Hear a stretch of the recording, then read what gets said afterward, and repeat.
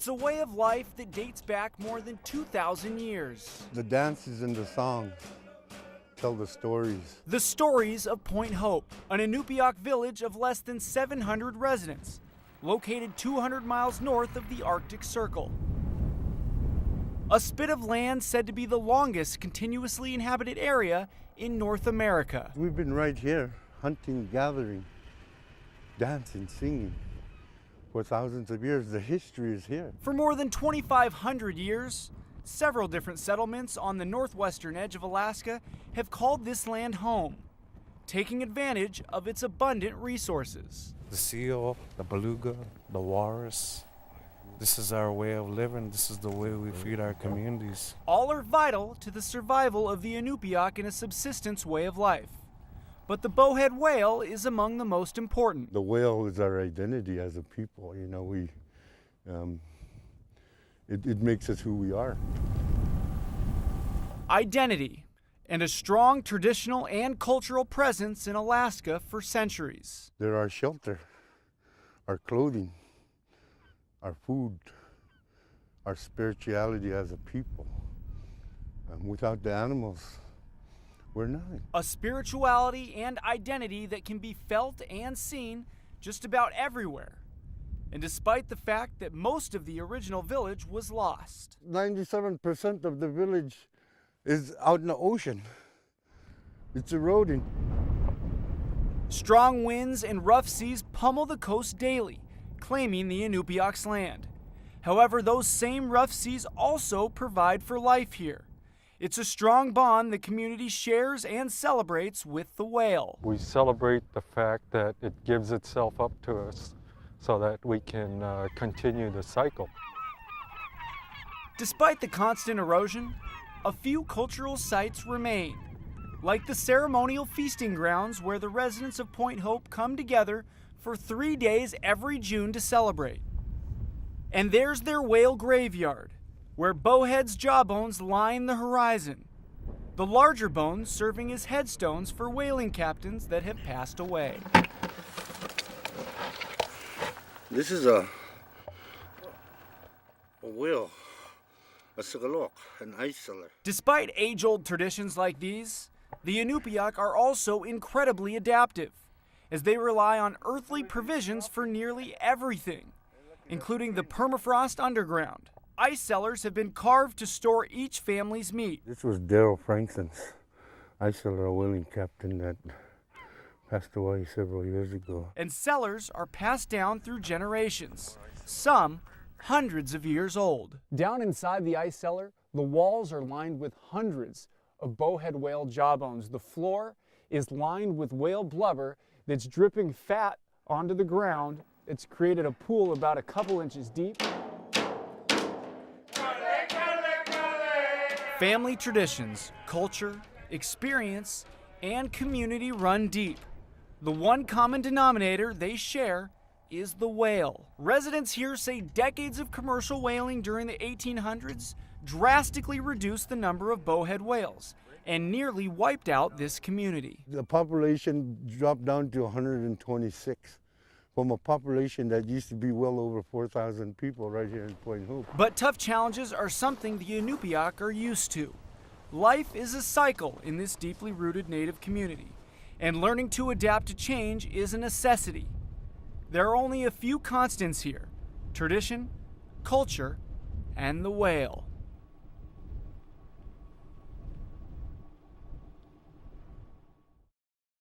For thousands of years, the Aleut people have called this land home, an isolated village surrounded by ocean and volcanic mountains that has created a turbulent and dangerous situation. Days like this don't come around too often here. While the days are long, summers in this fishing village tucked away in the heart of the Aleutians are short. For some, it's a time to play, while others are busy at work. It's become more and more of a desperate situation. Bonita Babcock has worked as an EMT and a community health aide at the local clinic for 10 years. I love people. I love to be able to help people. But Babcock can't always help. her love has turned to desperation. All we're asking for is safe access.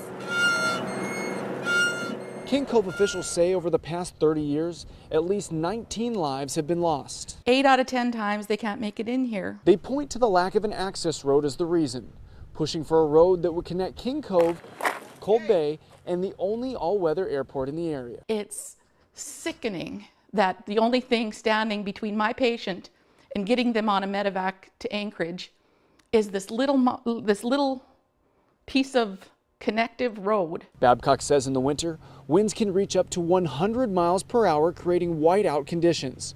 Weather so bad that they say the Coast Guard sometimes refuses to fly. A situation that Walter Wilson says almost cost him and his baby their lives earlier this year. I was just wondering if we were going to make it or not because I couldn't see nothing and it was blowing. There's hardly anything to see with all that snow blowing around. Wilson was crushed by a 600-pound crab pot while fishing for cod, dislocating both of his legs and fracturing one of them. While waiting to be medevac to Anchorage, his 6-week-old son Wyatt stopped breathing. Despite their dire situation, help couldn't come for hours. It took me about 12 hours because I got in that night about 6 or 7 o'clock that night or something, and it took me until 9 o'clock the next morning to finally make it out after he was medevaced out the first flight. Recognizing the problem decades ago, it wasn't until 2008 when King Cove began building a gravel road that winds along the coastline, stretching from the airstrip to the edge of the Eisenbeck National Wildlife Refuge. That project was completed in 2013. The original plan to utilize a $9 million hovercraft to transport patients to Cold Bay didn't work because of high winds and seas. It's a good road. It's a good traveling road. It's gravel. It's one lane with the pullouts, so people are able to get 2 vehicles by each other if you need to. After about an hour of driving along this 17-mile road, we have finally reached the point of contention. The place where the road ends and the debate between human life and wildlife begins. A debate that longtime King Cove resident Della Trumbull finds insulting, as Secretary of the Interior Sally Jewell recently ruled in favor of protecting the wildlife refuge, denying King Cove the road they are desperate to complete. In my mind, there's no reason we should be having this discussion. People's lives should be more important than the birds. But just across the lagoon, Gary Ferguson of Cold Bay sees things a little differently. All communities within the state of Alaska are faced with the same issue. Most of them, the only access is by air. With King Cove right now, currently, they have 2. It doesn't make much sense to develop a third, especially with that area that's a unique, one-of-a-kind area.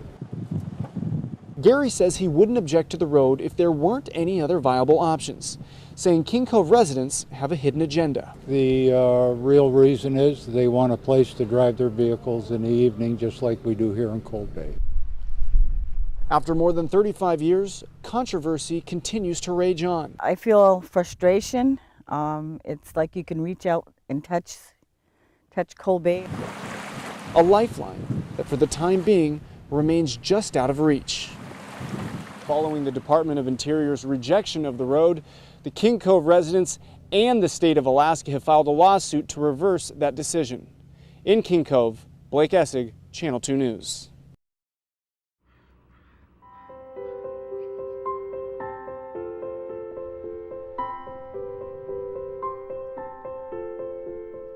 My mom and dad, my brother, my 2 boys, my sister, and her daughter. For more than 60 years, Three Saints Bay Orthodox Church has been a part of Walter Stanley's family and picturesque Old Harbor, Alaska, which is set against emerald waters and snow-capped mountains.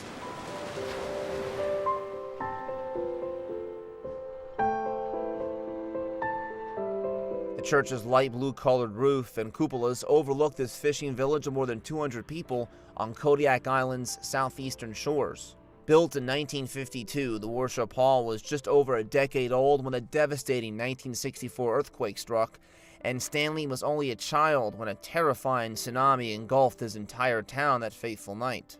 Some days like Russian Christmas coming up, standing room only in here.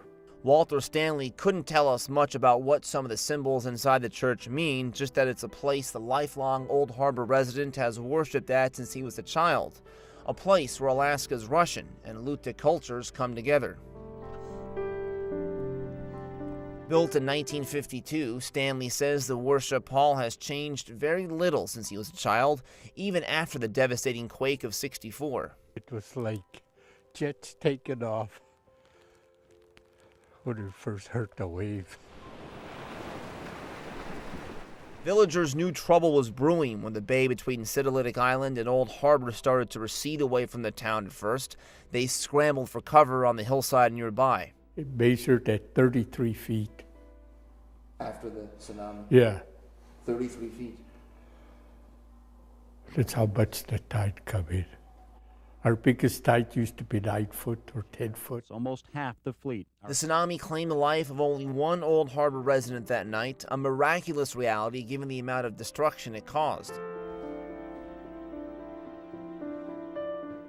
Stanley won't say if he believes in divine intervention, but Three Saints Bay Orthodox Church was the only building left standing after the massive wave receded. Well, the water was all around the church. Next morning, the caretaker, there was 2 caretakers come in with them. There was a couple candles on the floor, but there was no water in there.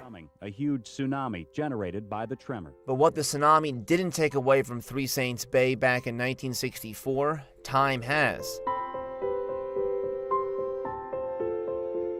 The church's priest left Old Harbor due to health issues. The congregation is now smaller.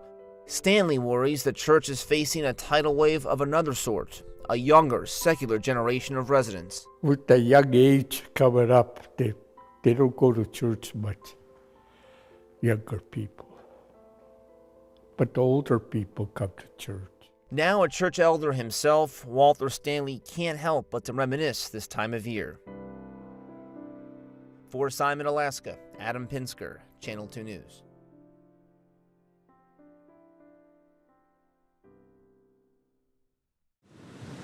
The cool end-of-summer breeze blows along the shores of the Homer Spit.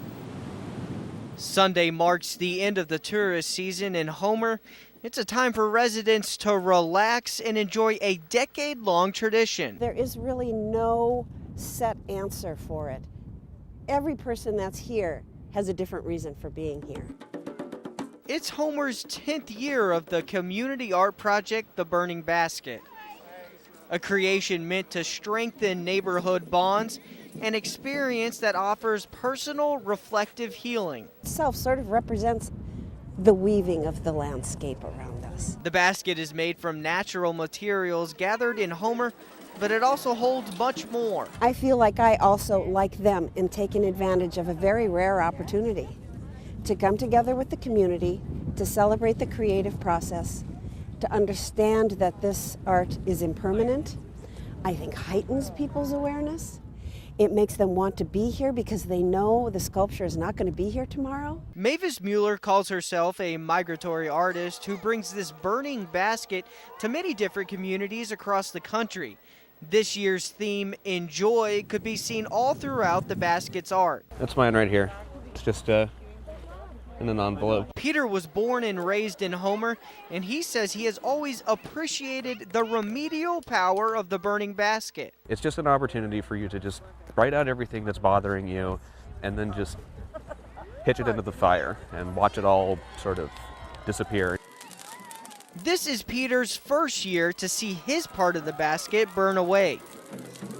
A worry he hopes to eternally forget, but a moment he hopes to always remember.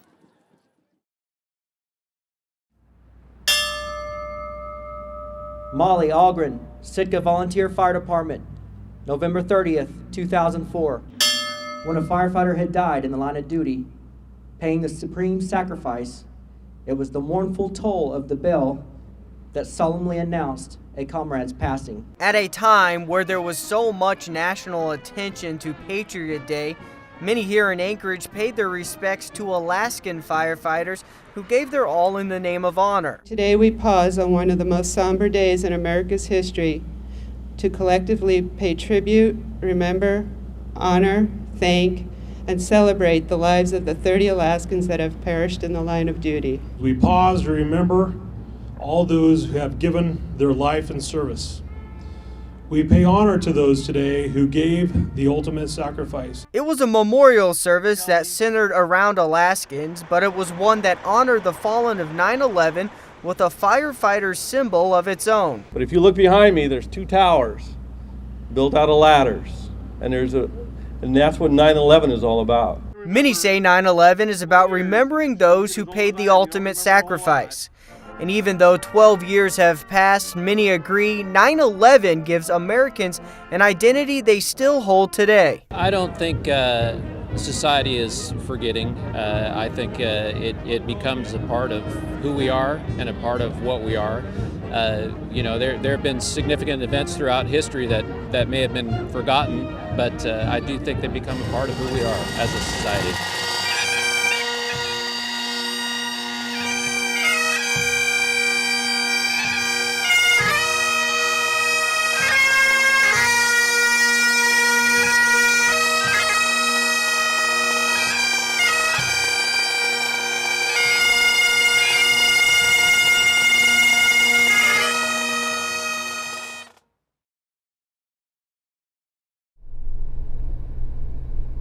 Not far from Larry Meyer's front door. Well, where the hell is, how come I don't understand. A view of what he hopes doesn't get too close. He watched the Funny River fire crest the ridge last night. Friends and neighbors like Buck Carroll have been streaming in to see what's happening with the fire. So yeah, it has gotten quite a bit closer even since I've been here this morning, and a lot closer since last night. They also do what they can to help. At least it'll stop the hot embers from starting anything. Larry and the others cleared trees when the fire started getting big. But I keep stalling around. I was told 4 years ago about that roof and those trees. And did I do anything? No. On this lot, this former fisherman collects wooden fishing boats and Swedish-style log cabins. But this ain't looking good. Larry doesn't have insurance.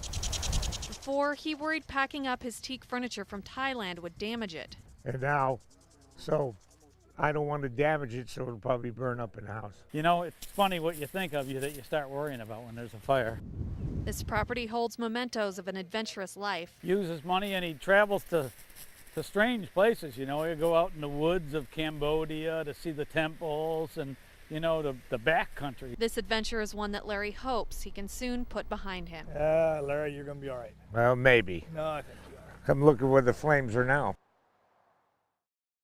The moment I decided to forgive, I had been corresponding for 7 months in letters. Starting anything, you have butterflies, and we went out and held community meetings throughout my district, the first in the state. I think it's an important part of the process. I believe it is important enough to go into special session. Allocated costs for improvements to our highways. And we ran, I think, 5 or 6 amendments in the Resources Committee. $400 per student increase would have allowed us to rehire some of the staff. I've been working every day with legislators. A bill with all the language in it, and we will take a look at the language. That would have been a good interim task force project. The administration a sense of what the legislature wants. Right now, the Judicial Council is made up of 3 attorney members. In Oklahoma they are, but in Alaska I don't believe many people will pay the toll. Most school districts are not complaining, and they really shouldn't be. I mean, planning to sell assets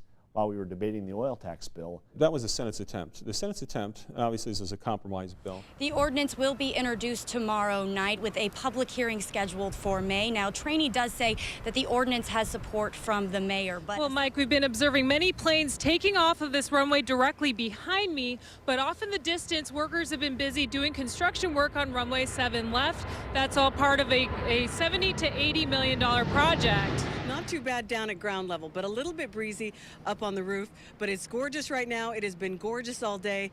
Not terribly warm, though. Let's go ahead and take a look at our conditions out at Stevens International Airport. And, well,